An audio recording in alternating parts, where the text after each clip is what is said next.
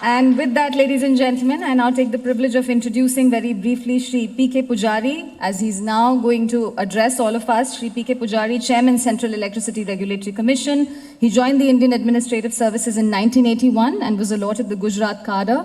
And during his prestigious career, he handled assignments in various departments and ministries in Gujarat, as well as the central government, such as power, commercial taxes, finance and industries. And he worked in the power sector for many years as the director and the secretary. He was closely associated with the signing of the International Solar Alliance Framework Agreement during COP22 in Marrakesh, and he led the Indian delegation for the 2nd BRICS Energy Ministerial Summit, also for the 8th Clean Energy Ministerial Summit at Beijing, and was appointed chairman of CERC in February 2018. Let's welcome him once again with a round of applause as he addresses all of us, ladies and gentlemen.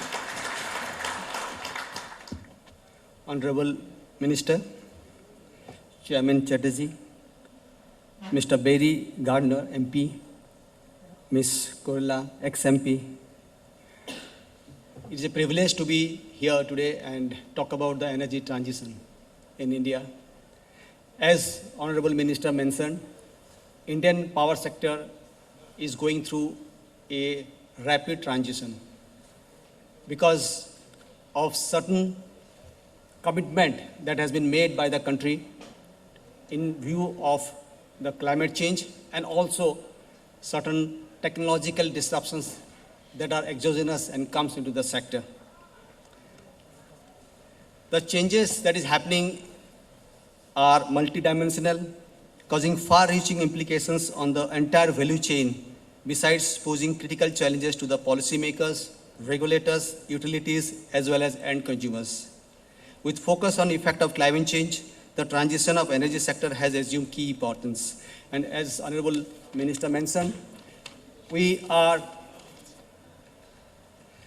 not only made international commitment, but in effort we are trying to go beyond those commitments and make our contribution in a better, to make the world a better place to live for the future generation. Rapid changes in technology is one of the major factors of sectoral transition. Such transition causes significant structural changes.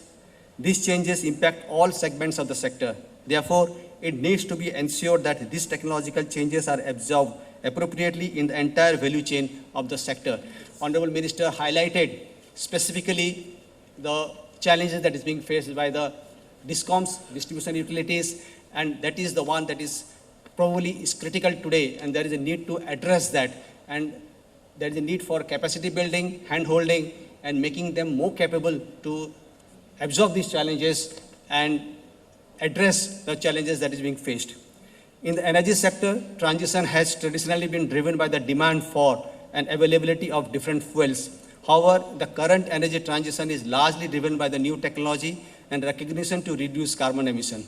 As far as electricity sector is concerned, it has already witnessed changes in generation, transmission, distribution, system operation, market operation, etc. And such changes will continue to take place.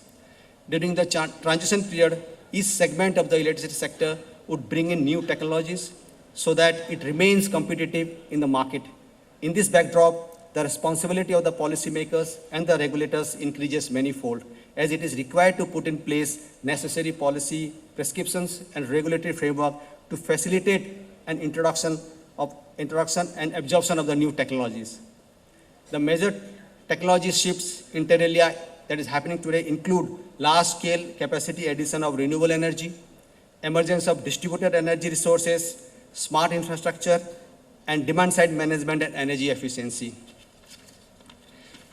As was pointed out by Honorable Minister, India had set a target of 175 gigawatt of RE capacity addition by 2020. Now, Honorable Prime Minister has announced that India will be aiming at 450 gigawatt of renewable energy capacity addition by 2030.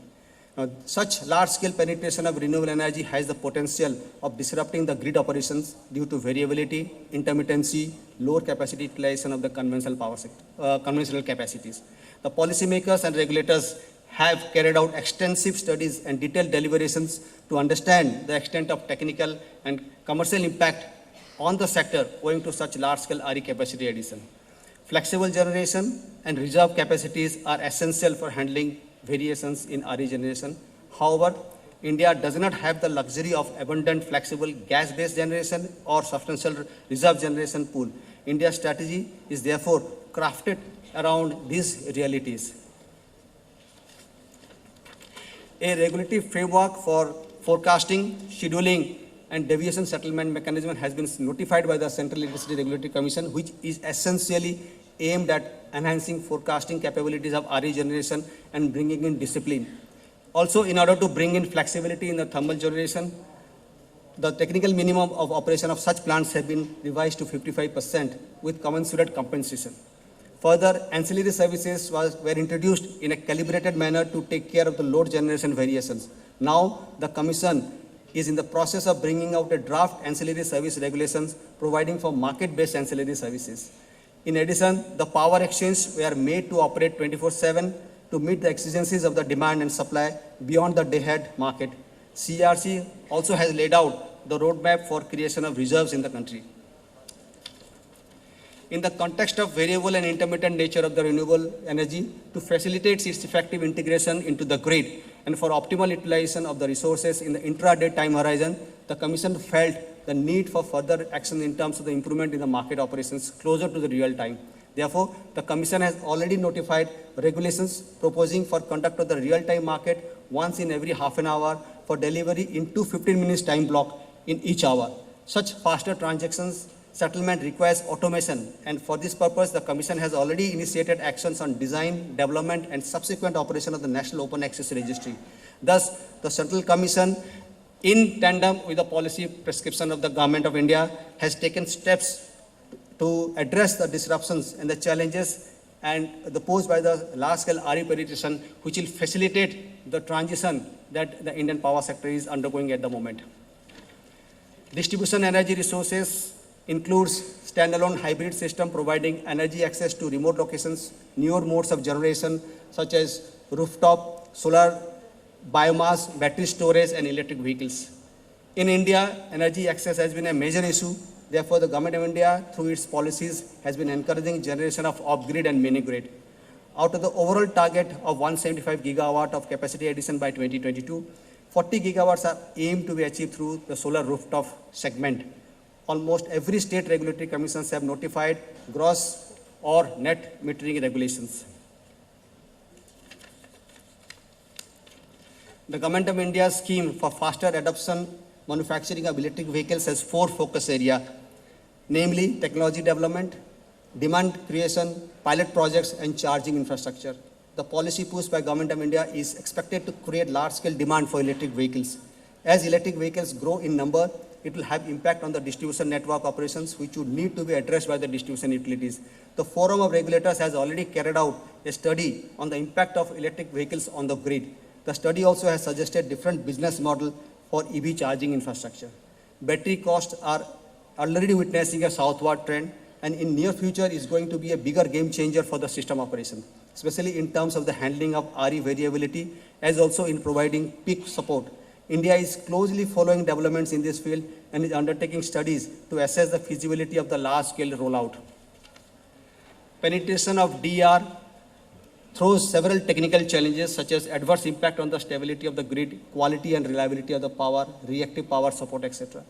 Further, the power procurement planning of the distribution utilities is disturbed due to the unpredictable demand and consumption spikes and sudden infusion of surplus energy from the users. This problem gets accentuated for distribution utilities with significant long-term power purchase agreement.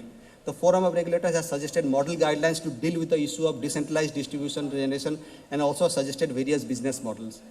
The net metering regulations notified by the state regulators largely factored in uncertainty and variability of the rooftop solar generation. Further, to create an enabling market environment, ESCO model is also being brought in. Thus, the framework to address the disruption likely to be caused by the DER is being put in place. Smart infrastructure is an integral part of the major system which facilitates the system to respond intelligently to changes in its environment, including demand and supply. Besides the changes in the connected external systems, such smart infrastructure is basically aimed at achieving improved performance besides facilitating the stakeholders to take informed decisions. Smart infrastructure relies on its backbone, that is two-way communication network. But smart infrastructure is expensive and also necessitates the utilities to change their business strategies and reorient their business processes. However, both are expensive in terms of time and energy. The policymakers and regulators are proactively taking several initiatives to promote smart infrastructure. As was mentioned by Honorable Minister, the smart metering is one of those initiatives. The Forum of Regulators has brought out model regulations on the smart grid for suitable adoption at the state level. Many states, in many states, the process of notifying the regulation has been initiated. India's Smart Grid Task Force, which is an interministerial group, has actively involved in the process related to smart grid in India. The Bureau of Indian Standards have notified the standards for various technologies. The Central Electricity Authority has notified the functional requirements of advanced metering infrastructure. Thus, India is ready to absorb the new technologies and synchronize the existing systems with a smart infrastructure to facilitate changing business environment. Demand-side management program includes peak clipping, load shifting, strategic conservations, and value filling. The Government of India considered DSM as an important initiative. Strategic conservation and load shifting parameters have emerged as the most suitable options under the DSM. The Bureau of Energy Efficiency has been developing policies and strategies with a thrust on self-regulations and market principles with primary objective of reducing energy intensity. However, these measures are throwing up two challenges to the policymakers and regulators. The first challenge is lack of predictability in deployment of and use of DSM and energy efficiency tools by consumers. And the second is harmonics and flicker, etc., caused by the energy-saving devices, resulting in low quality of power. Due to geographical spread and lack of two-way communications in large areas at the moment, the distribution utilities find it difficult to monitor the deployment of DSM and energy-efficient devices and assess their impact on the demand for power. In addition, the cost of equipment to improve the quality of power is also high as of now. The Government of India has notified Perform, Achieve and Trade scheme, which is a market-based mechanism to enhance cost effectiveness of the energy efficiency technology. The Central Commission supplemented the scheme through the energy saving certificate regulations. These regulations provide for a framework to deal in energy saving certificate through power exchanges.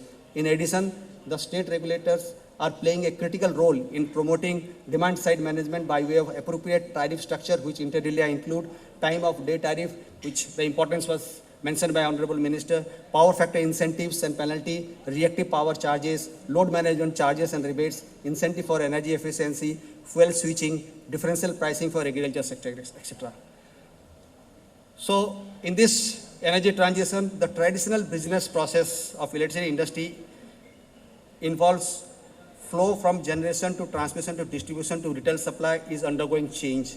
The innovations such as flexible demand, distributed energy, energy storage, advanced control devices, smart devices have been metamorphosing the landscape of electricity industry. Electricity generation using renewable energy sources has completely transformed the way the utilities meet their energy needs.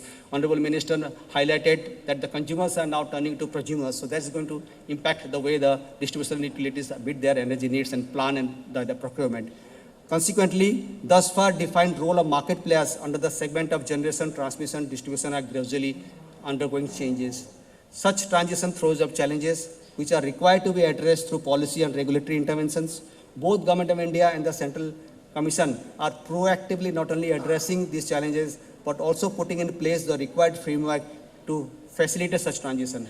As the transition also impacts the utilities, they would need to completely transform their business model and reorient their business, not only to accommodate the new technologies, to ensure continuity of the service. Thus, there is a need for continuous studies, analysis, evaluation of the impact of energy transition, and evolving and putting in place appropriate policy and regulatory framework to address various challenges and facilitate the transition for a greater good of the society. In this context, the seminar and the topic that has been chosen today is highly important, and as was highlighted by Honorable Minister, in this transition mode, any exchange of information, experience, technology becomes important, and I'm sure the inputs that come out of this seminar will go a long way and providing that input in helping both the Government of India and the regulators to frame appropriate policy and regulations to put in place which will address the various challenges that is being faced by the energy transition, and also take put appropriate framework of policy and regulations so that the technologies that do come in are absorbed appropriately by all the segments of the energy sector. I'd like to thank the organizer for giving this opportunity to share the initiative that has been taken by the Government of India and the Central Electricity Regulatory in tandem to meet the challenges that is being faced by the energy transition in India. Thank you so much.